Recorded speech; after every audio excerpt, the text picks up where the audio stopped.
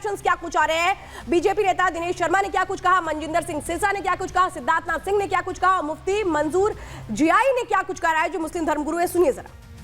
इसमें इस बात की विश्वसनीयता आज हर नागरिक के अंतर्मन में घर कर गई है कि मोदी की जो किसी भी काम करने की गारंटी मोदी है।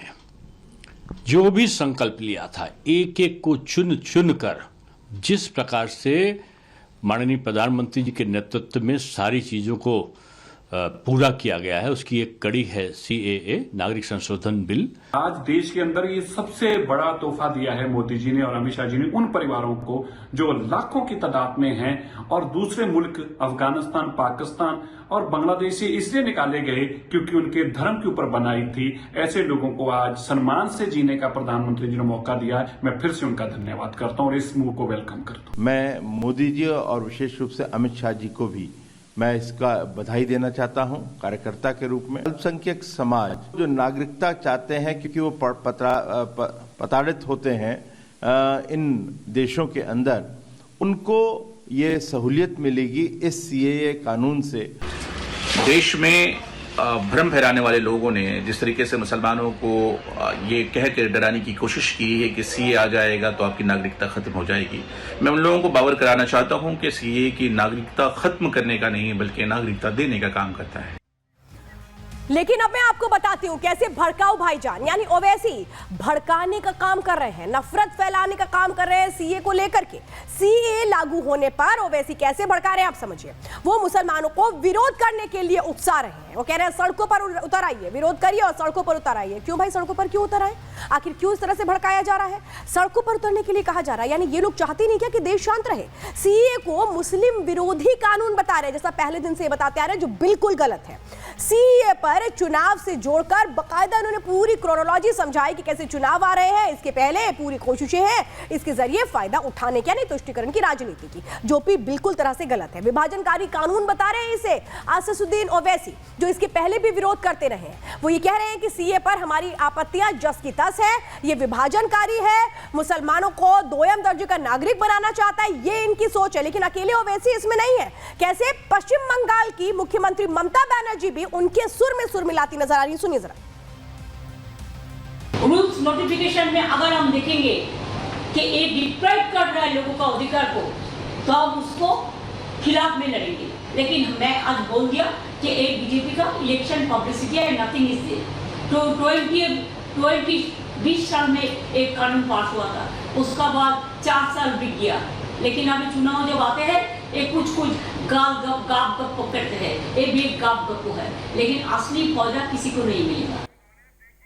तो आपको बताएं 7 मार्च को गृह मंत्री अमित शाह ने रिपब्लिक मीडिया नेटवर्क के समिट में साफ तौर पे कह दिया था कि जल्द लागू कर देंगे हम CAA और कोई इसे रोक नहीं सकता है। किस तरह से महज 4 दिन पहले क्या कुछ कहा गया था गृह मंत्री अमित शाह की ओर से, वो भी सुनिए।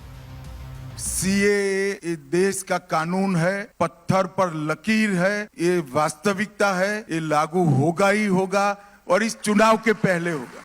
तो देखिए जो कहा वो पूरा किया गया। इसे मोदी की गारंटी कहा जा रहा है। 400 सीटों पर जीत दर्ज करनी है, लेकिन जो कहते हैं वो पूरा करते हैं, ये बात बीजेपी कह रही है। लेकिन इसी बात पर आपत्ति किसने दर्ज कराई है? कांग्रेस ने। यह आप बाकायदा ट्वीट देख रहे हैं जिसमें जयराम रमेश जो अपनी आपत्तियों को यहां पर दर्ज करते नजर आ रहे हैं, क्योंकि इन लोगों को बिल्कुल रास नहीं आ रहा है जिस तरीके से ये कानून लागू हो चुका है। यहां पर भ्रम की राजनीति की जा रही है। यहां पर कोशिश हो रही है कि कैसे एक तरह से ये जो कानून है इसको लेकर के लोगों के मन में संशय पैदा कर दिया जाए। ये पहली बार नहीं है कि कांग्रेस इस तरीके से अपनी वो एक तरह से अपनी जो बात है वो रख रही है। लेकिन सवाल तो यह है कि क्यों नहीं खुले दिल से ये स्वागत कर रहे हैं जबकि पूरा देश स्वागत कर रहा है। लेकिन अब चलिए मैं जरा आपको बताती हूं कि CAA कानून है क्या। बहुत सारे ऐसे लोग होंगे जिन्होंने इंटरनेट पर पढ़ा होगा, हर जगह पढ़ा होगा, लेकिन वो लोग जो नहीं जानते उनके लिए मैं बहुत आसान भाषा में इसको समझा देती हूं। दरअसल 3 पड़ोसी देशों के अल्पसंख्यकों को नागरिकता देने वाला ये कानून है जो आज आज से लागू हो गया है। इसमें पाकिस्तान, बांग्लादेश, अफगानिस्तान के ये 3 देश शामिल हैं। इसमें हिंदू, ईसाई, सिख, जैन, बौद्ध, पारसी ये इन पर लागू होता है जो शरणार्थी बनकर के भारत में रह रहे थे। इन अल्पसंख्यकों को नागरिकता देगी सरकार, जिसके लिए कानून बना, जिसमें संशोधन किया गया और आज से लागू किया गया। इन अल्पसंख्यकों को नागरिकता दे करके नागरिक बनाया जाएगा भारत का, इसी के लिए ये कानून था। 2014 से पहले भारत आए विस्थापितों की ही इसमें पात्रता है, यानी कौन कौन एलिजिबल होगा ये हम आपको बता रहे हैं। तो अभी आपने देखा कि क्या कुछ है सीएए कानून, लेकिन आपके मन में भी सवाल हो रहा होगा कि भाई ये लागू कैसे है, इसको लेकर जो प्रक्रिया है वो ऑनलाइन किस तरह से आगे बढ़ रही है। चलिए जरा मैं इसको लेकर के अब आपको जानकारी देने जा रही हूं। सीएए के लिए सभी नियम तैयार हो चुके हैं। जो प्रक्रिया है वो सीधे सीधे ऑनलाइन प्रक्रिया है। ऑनलाइन पोर्टल बिल्कुल तैयार है। ऑनलाइन पोर्टल आज से शुरू भी हो गया। आवेदन की पूरी प्रक्रिया को चूंकि ऑनलाइन रखा गया, यानी कि आप ऑनलाइन अपनी डिटेल्स इसमें भर सकते हैं। आवेदकों को उस वर्ष की घोषणा इसमें करनी होगी जब वो आए होंगे, जब वो बिना दस्तावेज भारत आए, क्योंकि इसमें दस्तावेज की जरूरत नहीं है। आवेदकों से दस्तावेज नहीं मांगे गए हैं। जो ये नियम है, ये कानून जो आया है, विस्थापितों को सिर्फ पोर्टल पर ही आवेदन करना होगा कि हमें नागरिकता दी जाए, हमारा नाम ये है और हम इस देश से आए हैं, हम इस रिलीजन से बिलोंग करते हैं। एमएचए जांच करेगा इसके बाद कि क्या इनको नागरिकता दे देनी चाहिए और फिर इनकी जो नागरिकता है उसको लेकर के जो प्रक्रिया है वो पूरी की जाएगी। नागरिकता का अधिकार केंद्र के पास है कि देना है कि नहीं देना है। लेकिन अब आपको बताते हैं कि कैसे बाकायदा एक तरह से कहें इसको लेकर हो हल्ला भी होता रहा था। विपक्ष की अपनी राजनीति थी, कैसे लोगों के बीच एक भ्रम की स्थिति भी पैदा की जा रही थी और इसीलिए लगातार हम कह रहे हैं कि अब के बाद आप किसी भी भ्रम में मत आइएगा। लेकिन कब लागू हुआ, कब बना ये कानून, जरा समझिए। 2019 में पास हुआ था विधेयक सीएए को लेकर, संसद के दोनों सदनों में पास हुआ, यानी पहले राज्यसभा से उसके बाद लोकसभा से इसे पास कराया गया 2019 में। इसके बाद राष्ट्रपति की मंजूरी के बाद ये कानून बन गया था। 2020 से लगातार इसको एक तरह से उसका एक्सटेंशन दिया जा रहा था। 2020 से अब तक 8 बार एक्सटेंशन दिए जा चुके हैं। तो अभी तक जो प्रक्रियाएं हुई हैं वो मैं आपको बता रही हूं और अब अहम है कि इसे लागू कर दिया गया है। यानी अंदाजा लगाइए 4 साल का वो इंतजार रहा और अब इसे लागू कर दिया गया। तो साथ ही साथ आपको बताते हैं कि ऐसा नहीं है कि सारे जो राज्य है वो एक साथ आ गए थे, बल्कि कुछ ऐसे भी राज्य हैं जिन्होंने खूब हंगामा किया, जो कहते रहे नहीं हम तो साथ देंगे ही नहीं, हम तो इसके विरोध में उतरेंगे। और इनमें कौन कौन से राज्य समझिए। केरल ने 31 दिसंबर 2019 को इसके खिलाफ प्रस्ताव पास किया।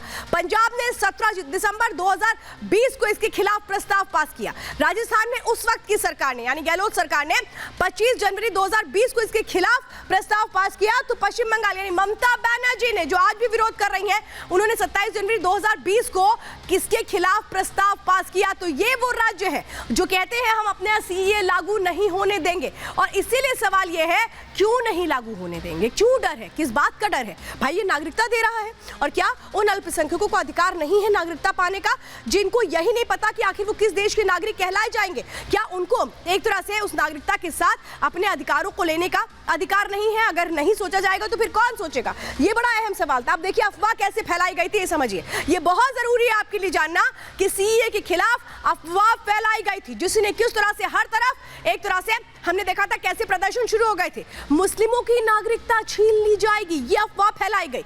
घुसपैठिया बताकर निकाल देंगे, ये अफवाह फैलाई गई। गौर करिएगा, ये अफवाह है। आज भी अगर ऐसी कोई बातें करता है तो उस पर यकीन नहीं करना है। मुस्लिमों को देश से बाहर कर दिया जाएगा, ये अफवाह फैलाई गई। जब सीएए कानून बना, जो अफवाहें उस वक्त फैलाई गई वो समझिए। नागरिकताओं जो को लेकर के नागरिकों के कागज देखे जाएंगे, कागज दिखाने होंगे। बड़ा आप सुन रहे होंगे सोशल मीडिया पर, अब तो कागज दिखाने पड़ेंगे। ऐसा कुछ भी नहीं है। एनआरसी की पहली सीढ़ी है सीएए, ये कहा जा रहा था। तो ये वो भ्रम की एक तरह से कोशिशें थी कि कैसे माहौल खराब करा जाए, लेकिन ऐसा नहीं है। इसीलिए अलर्ट रहिए, किसी के बहकावे में मत आइए। और इसको लेकर और क्या कुछ प्रतिक्रियाएं आ रही है, क्या कुछ कहा जा रहा है, वो भी बताते हैं। तो अंदर खबर में हर दिन चुनावी खबरों से आपको ऐसे ही रूबरू करवाते रहेंगे, लेकिन वक्त हो गया है आपसे अलविदा कहने का। इजाजत लूं उसके पहले हर दिन की तरह वादा, अपनी सेहत का ख्याल रखिए और खूब खुश रहिए।